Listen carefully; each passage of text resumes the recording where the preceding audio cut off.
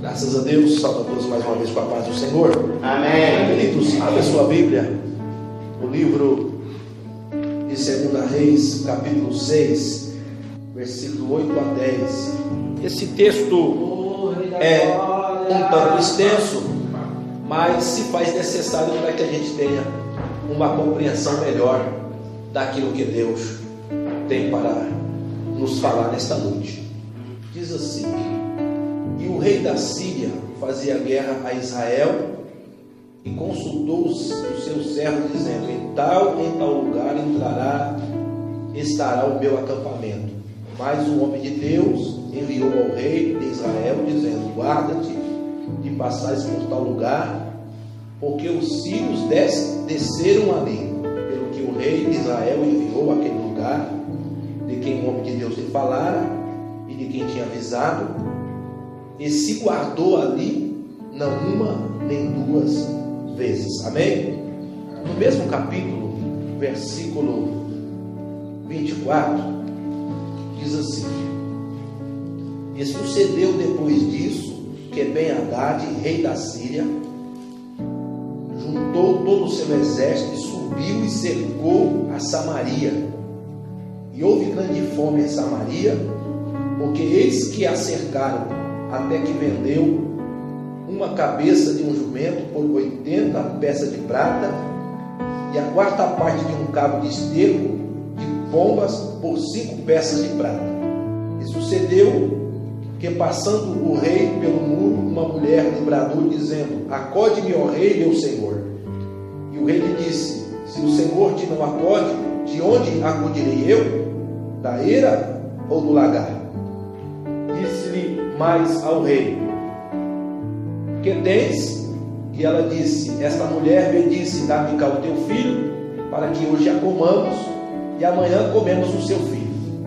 Cozemos, pois, o teu filho e comemos, mas dizendo eu: outro dia, dá cá o teu filho, para que a comamos, escondeu o seu filho. Sucedeu que, ouvindo o rei as palavras desta mulher, rasgou as suas vestes e ia passando pelo muro, e o povo viu que trazia cilício por dentro da sua carne. E disse: assim me faça Deus outro tanto, se a cabeça de Eliseu, filho de Safate, hoje ficar sobre ele. Amém? Agora no capítulo 7, versículo 1 a seguir, diz assim: disse Eliseu: ouve a palavra do Senhor. Assim diz o Senhor: amanhã, quase a este tempo, uma medida de farinha haverá por um ciclo, e 2 medidas de cevada por um ciclo, à porta de Samaria. Porém o capitão, em cuja mão o rei encostava, respondeu ao homem de Deus e disse: eis que ainda se o Senhor fizer janela no céu, poder-se-ia fazer isso? E disse: eis que o verás com os teus olhos, porém daí não comerás. E 4 homens leprosos estavam à entrada da porta, os quais disseram uns aos outros: para que estaremos nós aqui até morrermos? Se dissermos: entramos na cidade, há fome na cidade, e morreremos aí. Se ficarmos aqui, também morreremos. Vamos nós, pois, agora, e desçamos e demos conosco ao arraial dos sírios. Se nos deixarem viver, viveremos; se nos matarem, tão somente morreremos. Levantaram-se, pois, ao crepúsculo, para irem ao arraial dos sírios.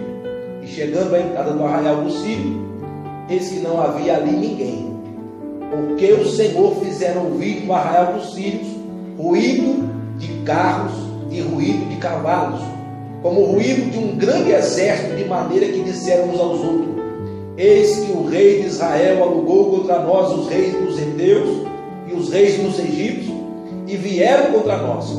Pelo que se levantaram e fugiram no crepúsculo, e deixaram as suas tendas, e os seus cavalos, e os seus jumentos, e o arraial como estava, e fugiram para salvar a sua vida. Chegando, pois, esses leprosos à entrada do arraial, entraram numa tenda e comeram e beberam, e tomaram dali prata e ouro e vestes, e foram e esconderam. Então voltaram a outra tenda, e dali também tomaram algumas coisas e esconderam. Então disseram uns aos outros: não fazemos bem, este dia é dia de boas novas, e nós calamos? Se esperarmos até a luz da manhã, algum mal nos sobrevirá. Pelo que agora vamos e anunciamos a casa do rei. Vieram, pois, e bradaram à porta aos porteiros da cidade. Eli anunciaram, dizendo: fomos ao arraial do Sírio, e eis que lá não havia ninguém, nem voz, nem homem, porém só cavalos atados e jumentos atados, e tenda como estavam dantes. Amém? Vamos orar. Pai de amor e bondade, diz aqui o nosso pastor, Senhor, que nos trará, segundo a direção do Teu Espírito Santo, a Tua palavra. Pai, continue usando o Teu Filho, fortaleça-nos através da Tua palavra. Deus, em tudo nós te agradecemos e te pedimos, Pai, fala com cada um de nós nesta noite para a glória do Teu santo nome. Amém. Poder sentar, amados. Aleluia. Queridos, como observamos aqui, Samaria era uma cidade muito grande e amada por Deus. Samaria pertence a uma das tribos de Israel, e Deus estava em Samaria. De fato, Samaria era a própria capital das 10 tribos de Israel. Era uma cidade forte, e como diz aqui, era uma cidade murada. A capital de Samaria era fortificada. E diz o texto: a Síria sempre fazia guerra com Samaria. A Síria era arqui-inimigo de Samaria. Sempre que a Síria queria ganhar ouro, precisava de homens para ser escravos, precisava de riqueza, se levantava contra Samaria para roubar, para devorar.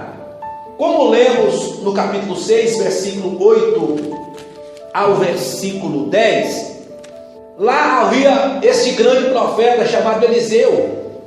E naquelas ocasiões, há anos atrás, porque já havia se passado alguns anos, até o acontecimento do versículo 24, sempre que o rei se levantava para fazer emboscada contra Samaria, Deus revelava ao profeta e dizia: não vá para tal lugar, porque existe uma emboscada do rei da Síria naquele lugar. Não vá até lá. E diz o texto que o rei então ia àquele lugar armado e surpreendia as tropas da Síria. E aquilo não aconteceu nenhuma nem duas vezes. Ou seja, Deus sempre dava livramento. Diga comigo: Deus sempre dava livramento. E sabe o que é interessante, irmãos? Que nós ficamos acostumados com isso. Nós nos acostumamos com os livramentos, com a mão de Deus sobre nós. Nós nos acostumamos. Passou-se o tempo, diz o texto, quando a gente continua lendo. Agora, esse rei da Síria, talvez um novo rei, Ben-Hadad, falou assim: por que a gente estamos deixando Samaria quieto? Não, vamos para lá. Que negócio que é esse? Nós sempre lutamos com essa cidade, sempre conquistamos ouro, prata, escravos, e agora nós vamos deixar Samaria quieto? Não, vamos para lá. E se levantou novamente contra Samaria. Se levantou contra Samaria, e diz o texto que lemos: e a sitiou, e a cercou. Aleluia! Não invadiu Samaria, porque Samaria era murada, a capital era murada. Não conseguiu entrar até a casa do rei, não conseguiu matar os soldados reais, mas cercou completamente. Mas enquanto Samaria tinha recurso, está tudo bem. A todos os mercados de Franco da Rocha, a partir de hoje não vai receber mais entrega. Aí você fala: mas eu fiz compra esses dias, né? Aleluia. Está tranquilo? Enquanto o mercado tiver comida para vender, está tranquilo. Aí a gente fica confortável, esperando que as coisas melhorem, aguardando o livramento de Deus. E o fato aqui é que Samaria estava acostumada de Deus livrá-la por meio do profeta Eliseu. Samaria estava acostumada, sempre que acontecia alguma coisa, o profeta Eliseu entrava em cena, por meio de Deus, é claro, e livrava Samaria. Mas agora Deus não livrou. Deus não usou o profeta Eliseu nesta ocasião.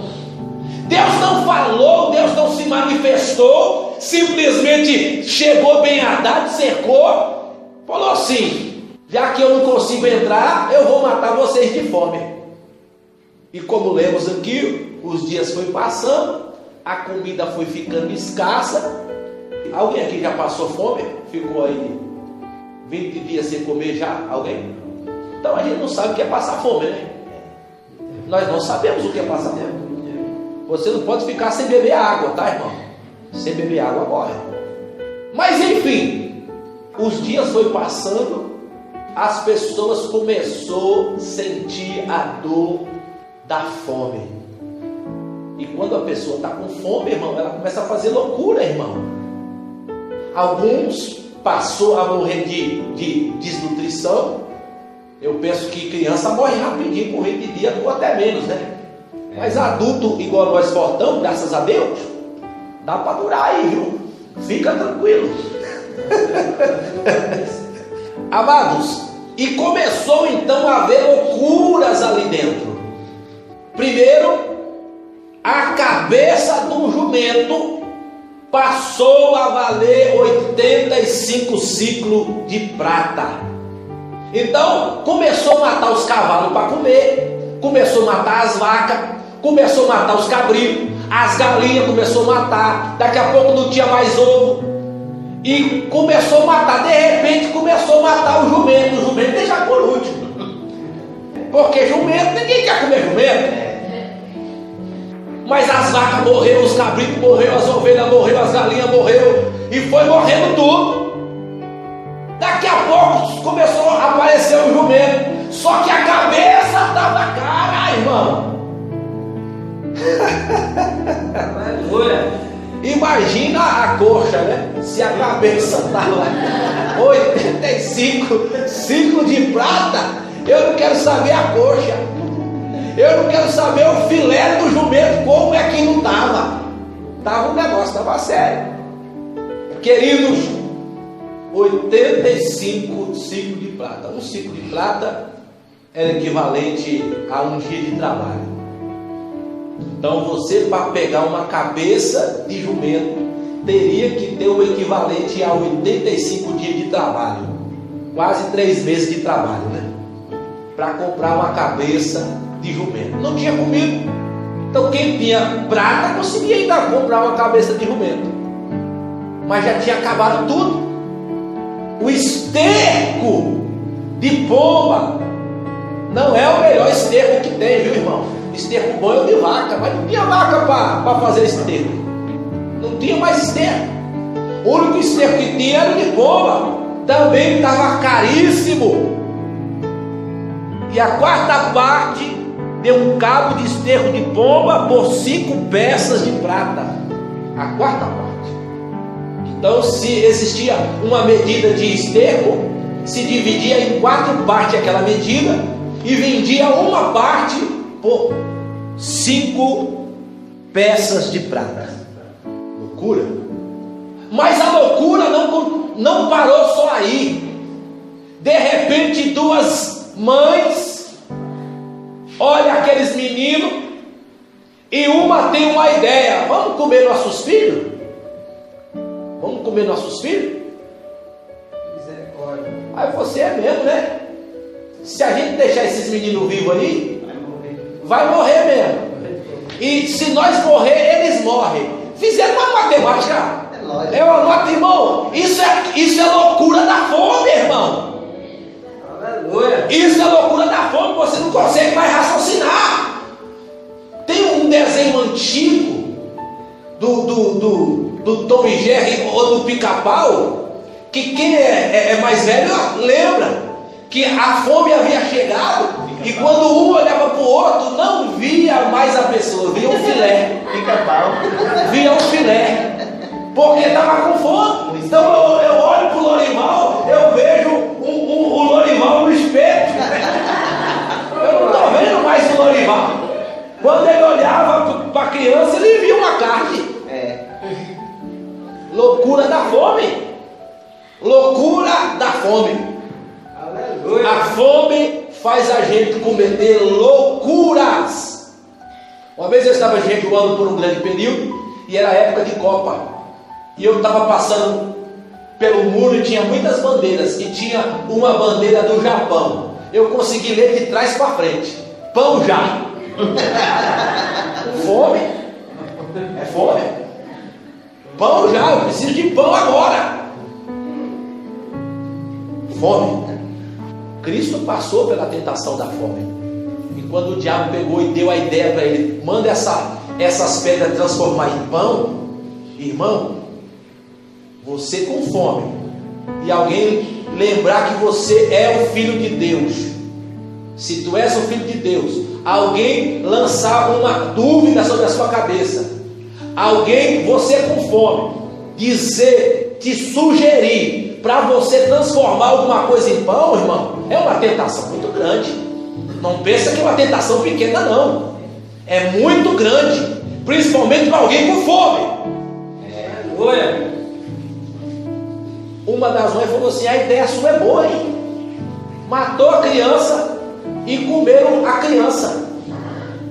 Graças a Deus, Salvador.